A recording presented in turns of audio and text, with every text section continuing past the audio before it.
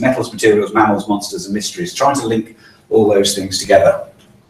Okay, so why did I do it? What principles am I using when we're actually addressing this? And I think overall, when I'm looking at the scriptures, so you might disagree, but the way I tend to look for is I tend to look for the first occurrence, look at the first occurrence and let it build from there, because I don't think God puts us in any deception in place. It gives us the first occurrence as a principle, and then the Spirit witnesses. We get more and more instances in which the Spirit witnesses against itself, and so we get to our conclusions of how to use words and what those words mean in the scriptures. So the Spirit witnessing is an important principle for me. And then the other one is I like to go back to the original word, see it in its context, always see it in its context, but the one plea, and this is towards the youngsters, is don't be a Strong's pedant. I think we've got a danger, is that we look up and say this is Strong's 164, and therefore it's Strong's 164 and it doesn't occur anywhere else. But actually, if you look at Strong's 163, it's pretty well the same word. 165, pretty well the same word. You know, Greek and Hebrew, they're very like that. We've got words which we do in English. We coin words, we extend words. When we're looking for words and looking at concordance, please, let's stretch ourselves in the concordance. Look either side for the power of our words. For example, horns. The word horn only occurs in Daniel as it's specifically said and used there. But the horn, when you see it in the context, it's the horn on a ram, on a goat, etc. And when you see the horn on the ram or the goat outside, it's obvious it's the same word. It's just, the word has just got one slight change in Strong's. It's pretty well the same. So let's not be too pedantic. And that applies to me, and then about the interpretation. I'm not trying to be pedantic. All I'm putting across is I'm trying to look at things, we get to conclusions, and we'll see where we go. That's the aim for tonight. So that's the principles. So metals, because Daniel chapter 2, you know Daniel chapter 2, but let's just go back to the principles of gold. The first occurrence of gold is Genesis 2, in which it's used in that instance. And overall, when you look at the word gold and build on it, it's used, it's a value. Gold is used of having a value. It's been used overall. Take your own time with the concordance afterwards. Used in the context of the tabernacle, used around the gold, about the Elohim were made of pure gold. The Elohim of gold, it's called. There are 5 different words for gold, by the way, and that just shows how, you know, gold is gold to us, but it's like snow has got 50 different words to somebody who lives up there. 5 different words for gold.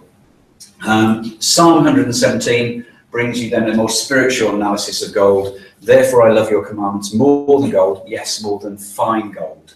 And leaping into an interpretation, gold tends to have, here's another one. And gold, though, we've got to bear in mind, gold is not only used in terms of the purity of the Elohim, but it's also used of people's greed and as people produce things, and it's their work. So Corinthians, now if anyone builds on this foundation with gold, silver, precious stones, wood, hay, straw, each one's work will become clear, for the day will declare it, will be revealed by fire, and the fire will test each one's work. So gold is something which we produce. We can either produce something of value, of gold, and less value, silver. One of those interesting things, gold's a soft metal.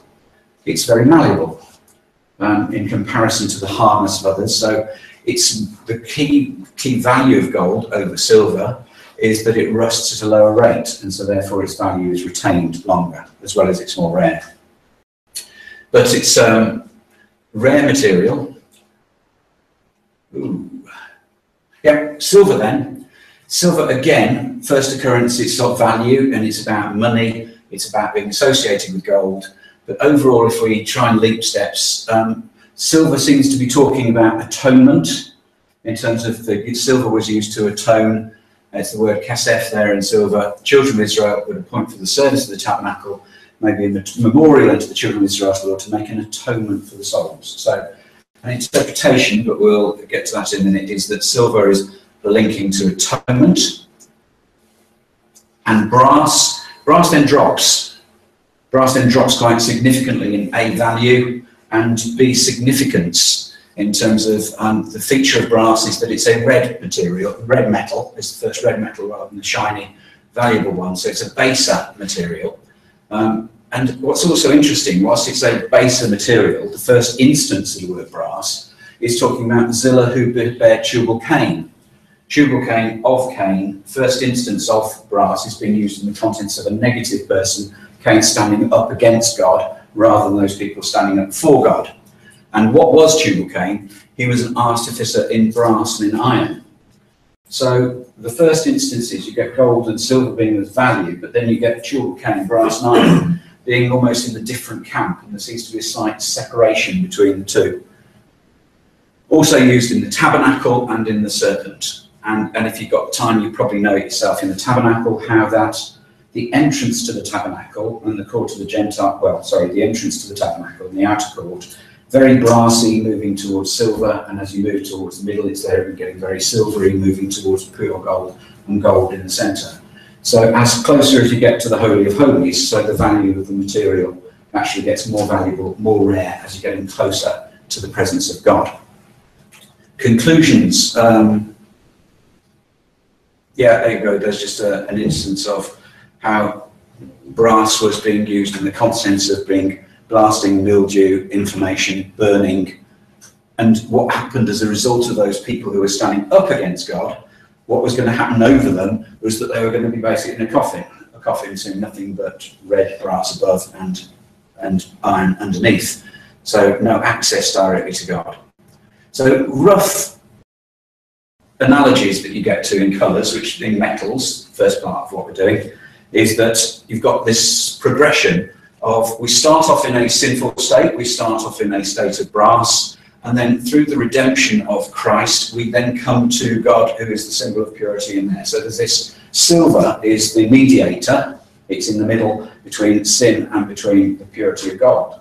Interesting, that then follows the same thing that you get going on with the colours of the materials in the tabernacle, how that you've got the red materials tend to relate to sin, and the blue tends to result to the heavenliness, the righteousness, the purity that exists with God, looking up towards God. And in between the two is the mix of blue and red, i.e. purple, which is the colour of the King, which is the colour of the Christ, which is the colour of redemption. And so the metals and the materials tend to have this similar theme that we can take. So that's just the metals as a context for how we actually get into looking at Daniel's 2, 7, 8, etc. So when we look at Daniel's 2, 7 and 8, we know that the head was the head of gold, which we know from Daniel 2 said, "Thou, Nebuchadnezzar, art that head of gold." What's the very first thing that Nebuchadnezzar then does in the next chapter? He then sets up an image totally of gold. Thing I'd never really thought about before then was that is in the instance of Shadrach, Meshach and Abednego, or in the instance of the fiery furnace. What was the fiery furnace there for? I reckon it was therefore to produce the image of gold. So the fiery furnace was there as Nebuchadnezzar's rebellion against God. I will create my own image. And it was his part of his power. Makes more sense then that Nebuchadnezzar is saying, out of my might, I'm going to stand up against God. I'm going to create my image, in my own image, full, all the way gold, head to feet. And when Shadrach, Meshach and Abednego wouldn't bow down, what were they going to do? Put it into place of his ultimate power, stoke it up 7 towns. He was showing his power. It was direct rebellion when he was putting Shadrach, Meshach and Abednego into the fiery furnace. And then God protected them in that instance. Even more important when you think of it that way. Just consolidating red a little bit more. First instance of red. So, and the first of the two, Esau and Jacob, came out red all over like a hairy garment, and they called his name Esau, red Esau. But then afterwards, Esau says to Jacob, feed me with the same red pottage, for I'm faint, therefore his name was Edom, equals red. So Edom, everything to do with red is annotated towards sin, the shedding of blood linking to sin. That's then trying to give the youngsters, giving us just the foundation then on the colours that are there. If we then look at Daniel 2, that's then how that's portrayed. So we've got the purity of the head, which we know is Nebuchadnezzar, progressing to the silver, progressing to the brass, bit of a break there, which we'll come to in terms of value against lesser value, and then iron legs, iron clay feet. So that's what we get in Daniel chapter 2. One of the things just to observe at this point in time that's important to me is this bit about Deuteronomy, the proof of the prophet. And why are we going to accept Daniel 2? It's because Daniel 2 inside it has got the proof of the prophet. The Spirit is witnessing at that point in time that Daniel's words were true. Okay, the next chapter when we look to, I find something quite a complicated one.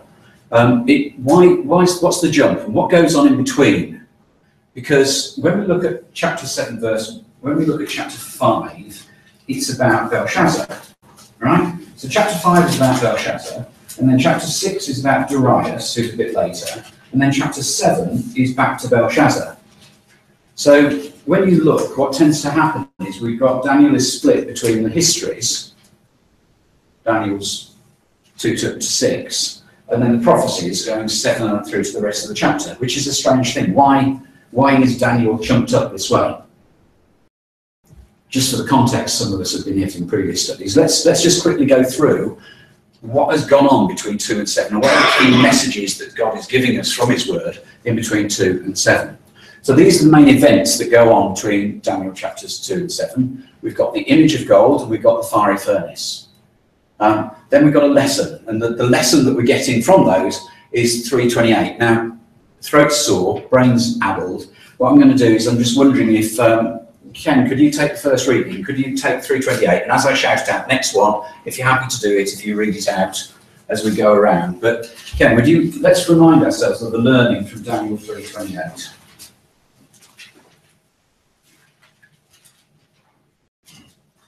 Then Nebuchadnezzar spake and said, Blessed be the God of Shadrach, Meshach, and Abednego, who hath sent his angel and delivered his servants that trusted in him, and have changed the king's word and yielded their bodies, that they might not serve nor worship any god except their own God. Thank you. So the message from that one was about rebellion. So Daniel, the learning that we're getting from Daniel chapter 2, we got this image. We get the rebellion in chapter 3, and the learning is don't, God is in control.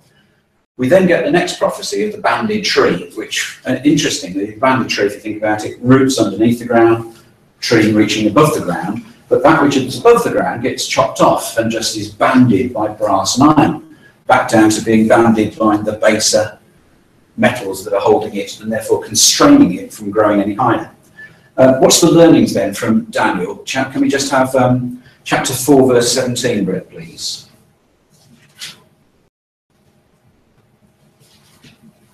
Are you happy to do Tish or do you want to Pat? Oh, sorry. Thank you. 17. This matter is by the decree of the watchers, and the command by the word of the holy ones, to the intent that the living may know that the Most High ruleth in the kingdom of men, and giveth it to whomsoever he will, and setteth up over it the basest of men. Okay, thank you. So the message from that one is back down to that people are alive must respect God and realise that he rules in the kingdoms of men. So that's interesting. Well, this is about rulership. A lot of this is coming about lessons about kingdoms, about service, about following God. Next thing that happens to Nebuchadnezzar is that he then goes through this learning in which he's made into a beast, and he goes through a beast for 7 years. And the learning from that is Daniel 4, verse 25. Pat, please. They shall drive thee from men, and thy dwelling shall be with the beasts of the field, and they shall make thee to eat grass as oxen. They shall wet thee with the dew of heaven, and 7 times shall pass over thee, till thou know that the Most High ruleth in the kingdom of men, and giveth it to whomsoever he will. So I'm beginning to see, thank you, Daniel's going in a context here, isn't it? So the events of chapters 2, chapters 3, chapter 4 are all linking to lessons about the kingdoms of men. There's an underlying theme about God and the kingdom of men coming through here. Chapter 5, Belshazzar, and what's the learnings for Belshazzar? Chapter 5, verses 26, 27, please, Ruth. This is the interpretation of the thing. Me know God hath numbered thy kingdom and finished it. Tekel, thou art weighed in the balances and art found wanting.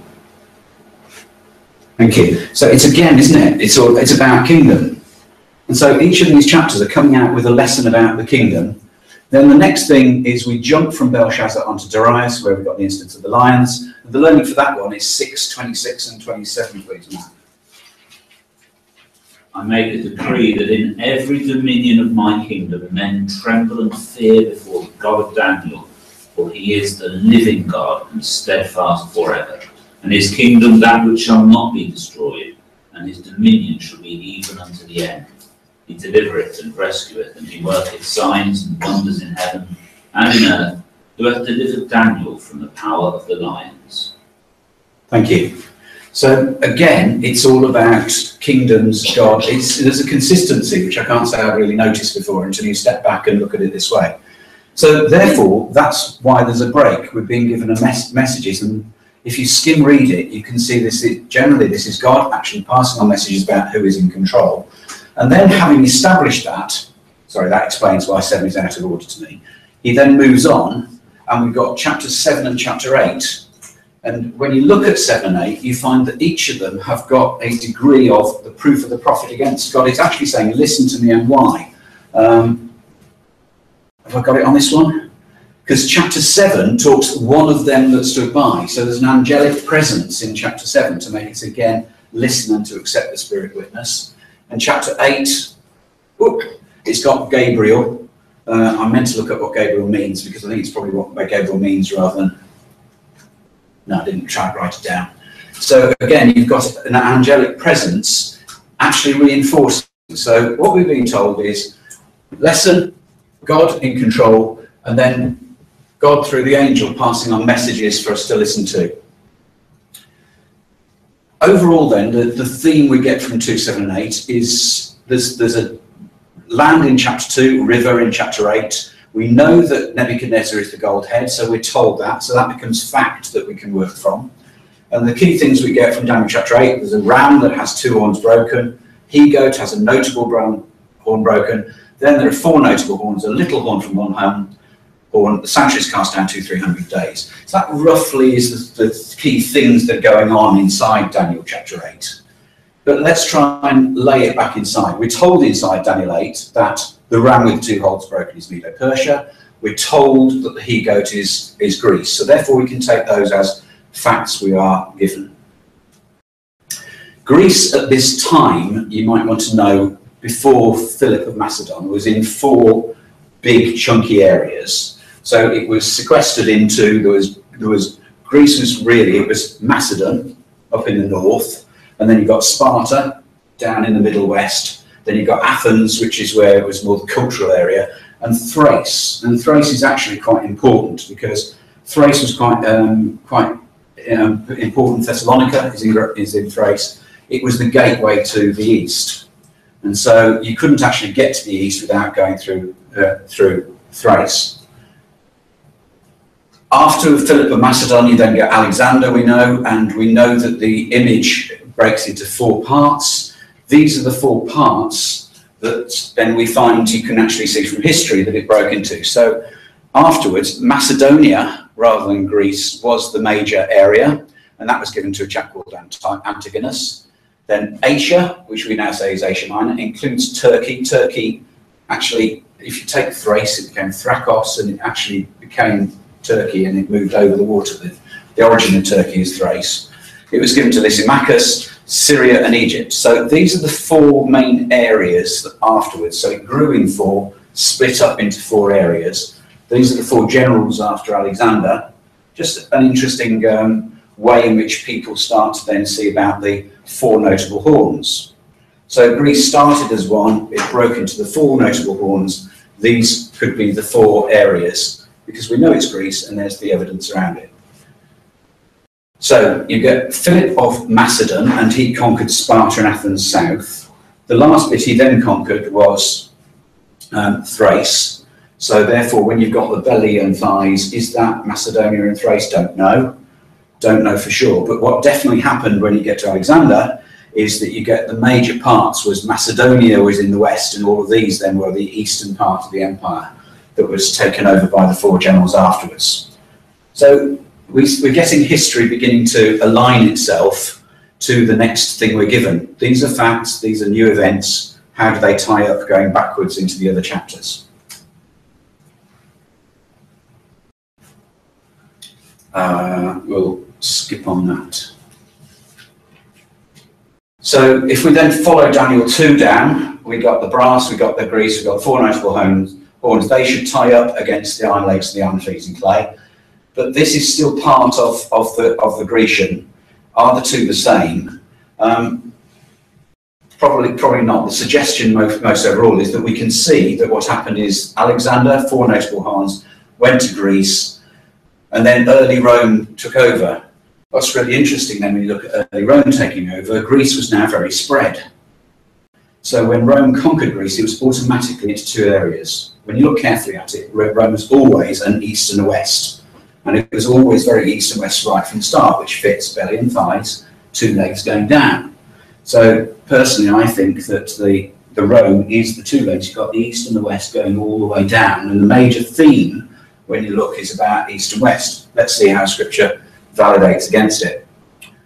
The next thing that happens in Daniel 8 is you've got a little horn from one thorn. Don't get that yet. But this sort of ties up. That's the premise. Daniel 8 verse 9, and out of one of them came forth a little horn, which waxed exceeding great towards the south, towards the east, and towards the present land. So here's this little horn which Luke read for us, and where does that little horn rise? That's a question that we can cover in discussion. When does it rise? What does it mean? What does it do? Interested? Okay, so we've got this premise around the iron legs. Let's see how the Scriptures then tie up against the Scriptures. Because what we get introduced in Daniel 7 is we get sea with river, you get a lion with plucked wings, you get a bear, you get a leopard, unusual animal, and you get iron teeth. So what you've got is you've got iron legs going to iron clay feet, linking to Daniel chapter 7. So there's definitely a link there which you need to look at. The precursor to the iron teeth is the leopard, and does the leopard then tie back to the belly and brass? So an implication by looking at it this way is that the leopard could be Greece. That's just an implication as you start working through. What we do know is the lion, the head of the lion is the gold head. So we got evidence of that tying up. What we also know, well, no, we don't know this, but by reputation, Belshazzar was eaten by a bear. So he was taken out by a bear, is just how he was supposed to die. And we know the bit about the bear having 2 sides and being a connection to the Medo-Persia. So that's beginning to tie up. And then the leopard is a strange one, because if you take leopard skins, they're actually Africa. It's quite an unusual animal. So why do you actually link leopard into Greece? Doesn't immediately become logical. Here's why I think the lion ties back to the head. If you look at the first image, Daniel 7, the first was like a lion and had eagle's wings, beheld till the wings thereof were plucked, and it was lifted up from the earth and made to stand upon the feet as a man, and a man's heart was given to it. What did we just read in chapters 5 and 6, Daniel? That Nebuchadnezzar just went through exactly that. Nebuchadnezzar was a beast, and then he was then lifted up from the heart, and his mind changed from being a beast to change to being a man. So I think that's given us a connection, connecting Nebuchadnezzar as the first one as a lion back to Nebuchadnezzar, you are the gold head. What is he told in Daniel 4? Let his heart be changed from a man's, let a beast's heart be given to him, and let 7 times pass over him. So Nebuchadnezzar was given that beast's nature and then was made to stand on the feet. So that's additional detail given to us to consolidate confidence that this is definitely talking about Nebuchadnezzar, I would suggest. The lion was then plucked with eagle's wings. And what happened? The first was like a lion and had eagle's wings, and I beheld the wings thereof was plucked and it was lifted up. So what happened to Nebuchadnezzar? The same hour as the thing fulfilled upon Nebuchadnezzar, he was driven from men and did eat grass as oxen. His body was wet with the dew of heaven, till hairs were grown like eagle's feathers. So again, there's these allusions that are coming out about Nebuchadnezzar with gold, with eagles, seems to be connecting all the way through. That means I think you can see that this idea of lion and gold is Nebuchadnezzar. Medo-Persia, Greece. So what I think is quite beautiful when you start looking at it this way is you can see how Daniel's 2, 7 and 8 give you this overall theme, and we can have confidence that we can see how these things start to integrate.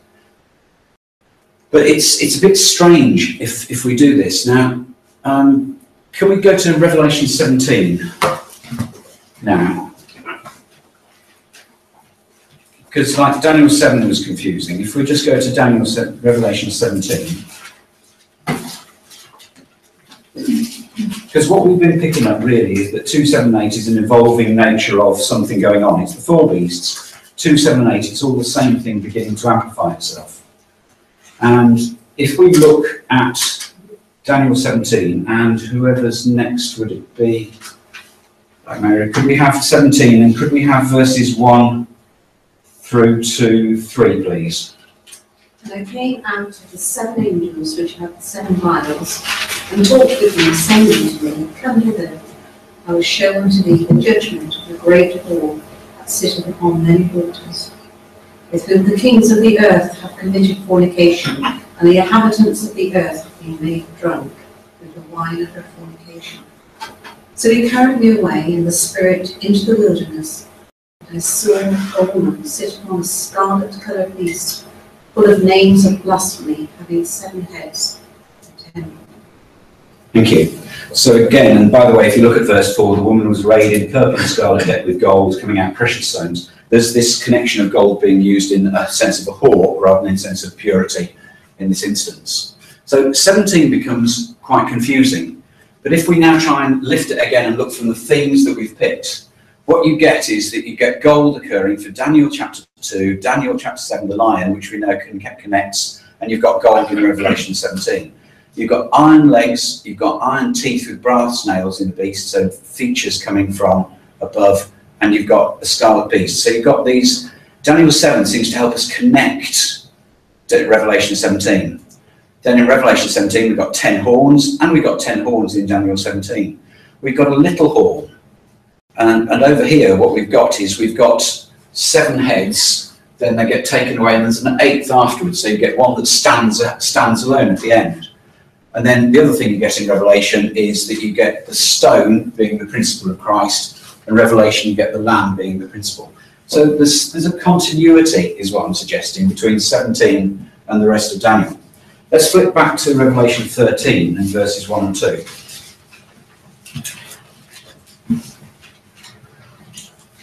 Yes, Adrian.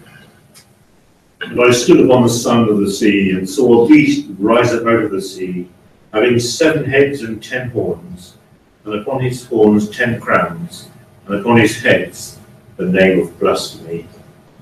And the beast which I saw was like unto a leopard, and his feet were as the feet of a bear, and his mouth as the mouth of a lion. And the dragon gave him his power, his seat, and great authority. And when we see that then in the context of everything else, it really starts knitting together in really quite an exciting way. Because what you've then got is we've got 10 horns, 10 horns, 10 horns, 10 horns. You've got 7 heads with 10 crowns going through 7 heads and 7 heads. This connection going on between Daniel chapter 7 through 12, 13 into 17 that progresses. So you get these connections going on. That what we just read, you've got a C and you've got a C coming out. Didn't annotate that in there. You've got a lion, which connects us back all the way across all of them. We've got a bear suddenly occurring, which connects us back to Daniel 17. All of a sudden, the leopard has now got a relevance. We're giving the leopard in 7. It's because we've been told to link it together to this same thing. It's one overall evolving prophecy, I'm suggesting. And then you've got the beast, which connects all the way through with, well, the conclusion is right. So that's why that starts connecting together. And when you put, for time, we won't turn to it now. If you put 12, sorry, missed it. I was supposed to write 12 in. Yeah, if you put 12, you've got these characteristics coming in as well. So you've got this huge consistency going across all of them. So does this then make sense? Does this make sense in terms of us having a look at it? If we then connect and look for this as a single prophecy and tie it together, you'll find you've got Daniel's 4th beast, and you've got the dragon, the beast of the sea, the beast of the earth, the scarlet-coloured beast. And all of these things start coming across. And so we can see that this is all talking about how a beast has got 7 heads, 10 horns, it persecutes the saints for 1260 years, it blasphemes against God, it's judged, the saints assist destruction, and it's destroyed by flames. It's a principle of standing up against God. And I think 2, 7, 8, 12, 13, 17 is all standing up against the rebellion against God. Let's go for this one now. Thank you.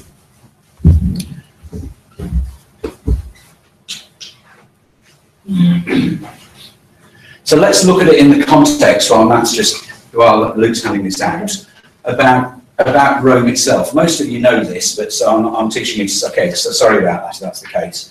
Rome itself was built on 7 hills. So there's a connection there between the 7 of Rome and the 7 hills that were there. The 7 hills are listed down here. So it was created, Romulus and Remus, they were fed by wolves, and Romulus killed Remus, and he killed Remus to establish his kingdom, and it was suggested around 753 BC, which is 300 years ahead of Alexander.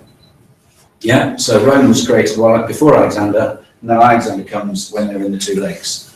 Next event, it was separated into 4 parts: the East, the Illyrian, the Old Turkey, Thrace, Italy, and Gaul.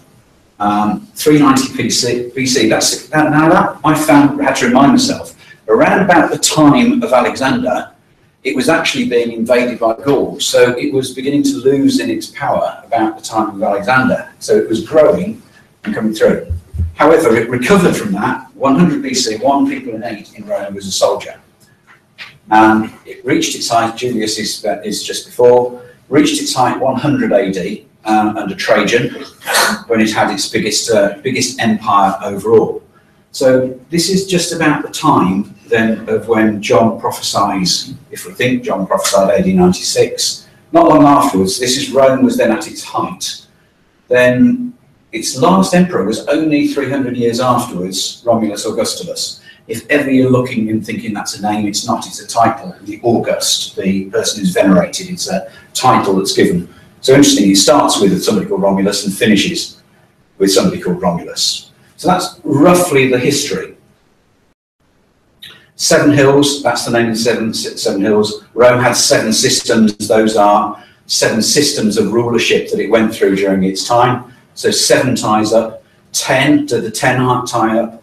After Rome started disintegrating, it divided Source Britannica. It divided into those 10 different areas. That's validated Eureka. That's also validated in other books by non-Christadelphians that split and have the same opinion about where the 10 horns could be.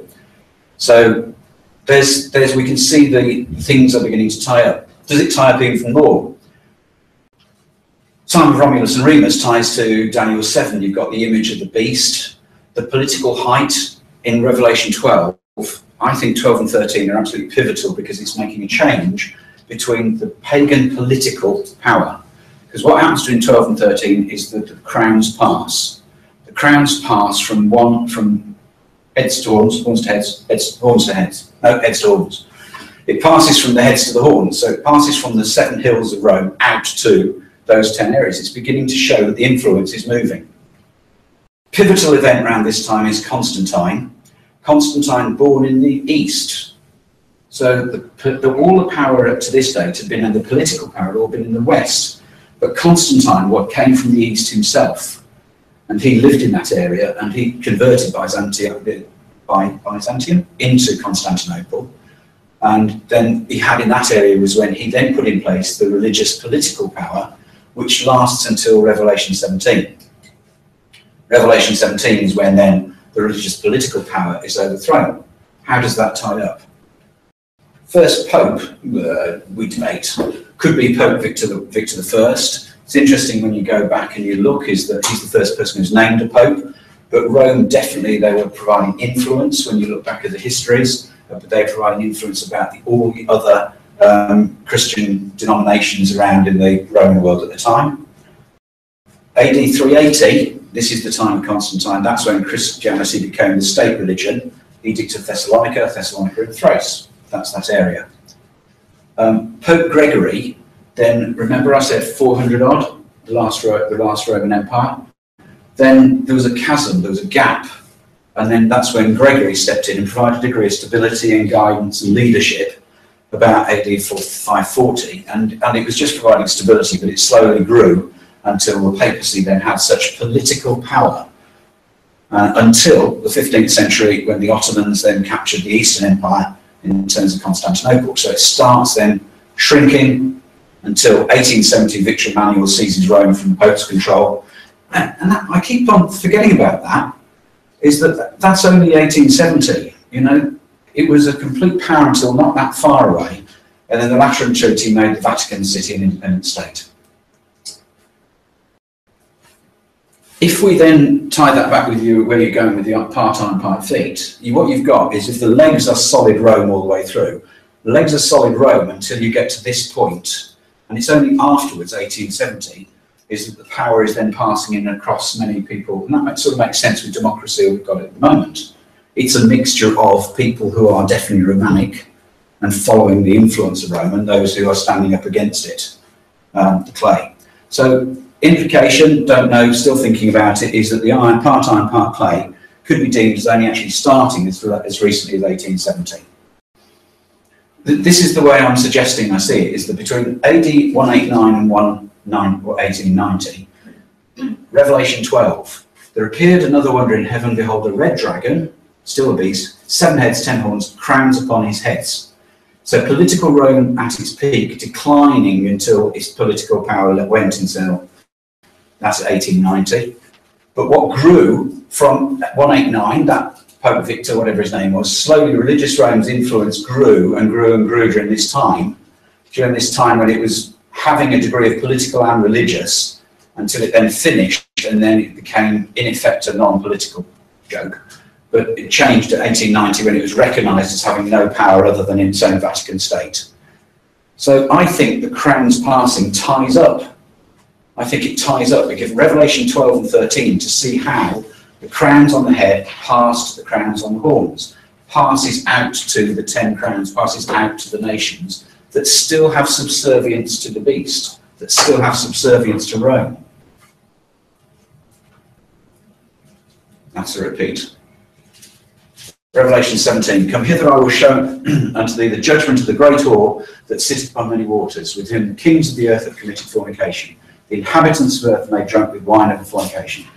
So he carried me away in the spiritual wilderness, and I saw a woman sitting upon a scarlet-coloured beast, full of the names of blasphemy, having 7 heads and 10 horns. But Revelation 17 has still got those characteristics coming around, so it's still part of the same evolving prophecy. Very quickly then, how does that provide context if you look at Revelation in this way? The seals, if you look what happened in the seals, is the seals finish with Constantine replacing paganism by Christianity. So the context of the seals is Catholicism becomes a state religion. You then move around and you get the next chunk about the trumpets, and the trumpets actually is about the decline of the Western and Eastern political Rome. The Goths, etc., crashing out the western part, the Saracens taking out the eastern part, and eventually the horsemen taking out the eastern part. So the horns and the trumpets are all about the political decline, I would suggest, and then the viols are about then the decline of the religious Rome, the religious power through the French Revolution, being potentially the Three Frogs, the naval battles, and Napoleon slowly. Then the key thing going through is that the Pope gets taken in prison at this time. So it sort of follows this same progression. So Revelation now is sort of in a context of why 12, 13 and 17 are there. And it's showing you this idea that's going through. It's that Catholicism grows, declines politically, still there, Babylon is fallen, and then leading to fall of Babylon in chapter 17, 18, Christ reigns begins.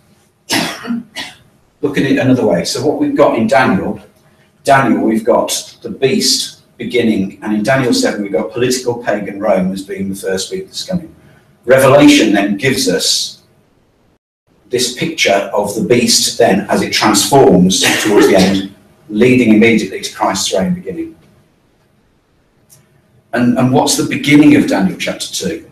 Given by Daniel prophet, given at the time, Nebuchadnezzar, Babylon, you are this head of God, finishing with Scarlet Woman, Babylon is falling. It's like the rise and fall of Babylon. It's the image from Daniel 2 being shown and being smashed over a mega timescale, as opposed to the macro timescale for just 2 in isolation. So that's the slide for all of them. The bit that we haven't got to, and we still isn't there, is, well, what about this little 8th horn? Where does that fit? Don't know. I find that interesting. But what's interesting is that little 8th horn is fixing back to that one horn that spoke great blasphemies that was there before.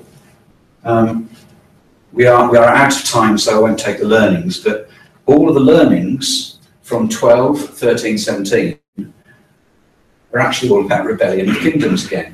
So it's carrying on with the same message. It's about the beast rebelling, it's about the dragon rebelling, and it's about the final rebellion. One interesting thing, I always wrote down that the beast spoke through the voice of the whore. I can't find that. The beast spoke, the whore doesn't actually speak, I think. You'll probably prove me wrong in discussion. But I don't see that the whore actually speaks. What does the whore do? The whore is the whore. And so it's actually, she's the symbol of immorality against. And she isn't the beast, she is just part of the behaviours of the beast, I would suggest. If you look at it, she doesn't speak, my perception. My perception. But the key thing, trying to finish on the positive, is that these things are all smashed together. The events are all there. And the next event, though, is that we see heaven opened. And I saw heaven opened, and behold, a white horse, and he that sat upon it was called Faithful and True, and in righteousness he doth judge and make war. And so this is Babylon is fallen. His eyes were as a flame of fire, and his head were many crowns. He had a name written that no man knew but he himself. He was clothed with vesture dipped with blood. His name is called the Word of God. The armies which were in heaven followed him upon white horses, clothed in fine linen, white and clean. Out of his mouth goes a sharp sword, and with it he should smite the nations, and he shall rule them with a rod of iron, and he treadeth the winepresses of the fierceness of the wrath of Almighty God, and hath on his vesture, as opposed to Babylon the Great, Babylon is falling, has on his vesture and on his thigh a name written, King of Kings and Lord of Lords. So the purpose for tonight was to try to get 2, 7 and 8 so you could see the connections, and then flowing through, I would suggest, into how you can see that gives the whole revelation in the context of the symbols have all been fulfilled. We're in the time, I would suggest, is that when that 7th horn was taken, 1870, the 8th is the state we're in now. It is the little voice that's speaking great blasphemies that's got no political influence. And I think in 1870, that's potentially when the 7 horns, the little horn, Daniel 7 is there, and that's where at the moment was the influence that is still coming through, that quiet influence. But it's not just, I would suggest, the influence of Rome, it's Babylon. It's got that spirit of, right back to the start, sugarcane, artificer in brass. It's the spirit of Babylon from sons of God, daughters of men, the whole of the scriptures standing up and saying it's people who stand up against God. So Babylon is about the spirit of rebellion against God. And that's what I think the little horn is the time now in which we're a time of people who are either doing it for religious or for pseudo-religious or for a-religious purposes, standing up against God and speaking the words of blasphemy against God. So I suggest it makes sense to me. So that's what I wanted to achieve tonight. I've gone over too much in time. Thank you. BibleTruthAndProphecy.com is a worldwide collaboration by Christadelphians to help promote the understanding of God's Word to those who are seeking the truth about the human condition and God's plan and purpose with this earth and with mankind upon it. Bible Truth and Prophecy is part of a wider set of online resources provided by Christadelphianvideo.org for establishing just how far removed the true Christian teaching of the first century apostles is from that taught by mainstream Christendom today. BibleTruthAndProphecy.com is very much a standalone website, but benefits from our vast network of sites and resources and social media. Here are just a few of the things that BibleTruthAndProphecy.com offers. We have a good number of written articles supplied to us from brothers from all over the globe. These deal with first principle issues, creation versus evolution, the inspiration of the Bible, and so much more. We have a whole section of video study series. These are studies that have been posted onto our YouTube channel, but because of the difficulty of the search feature within YouTube, we have chosen to host on Bible Truth and Prophecy. So now every video you search for within the site, you can be guaranteed that it will be of a Christadelphian nature. We also have a preaching video section, where any ecclesia is invited to download and use or embed these videos within their own ecclesial websites. We also have an exhortation service, where we produce 2 or 3 exhortations per week, which we then circulate to brethren and sisters in isolation. We also have an ever-growing list of approved Christadelphian sites. We also have a page of live news feeds, so you can keep up to date with all the breaking news as it happens. We also have a section for the daily readings. Each day at around midnight we publish all 3 of the daily readings, and then later on in the day we publish thought for the days, often based on all 3 portions of the daily readings. Within each daily reading post there is also a link to enable you to have the Bible chapter read to you directly. We also feature Bible in the News videos, videos which we have produced from the Bible in the News website. We also feature Brother Don Pierce's milestone snippets, which come out approximately 3 times a week. We also feature Andy Walton's weekly World Watch, and other commentaries and analysis from other brethren on world news events. You can also subscribe to the blog and be notified of posts as they happen in real time, and also subscribe to the weekly newsletter, which is provided by Christadelphianvideo.org. Every page and post on the site has the facility to be able to leave a comment or make an observation, so please take advantage of this and let us know what you think of the site.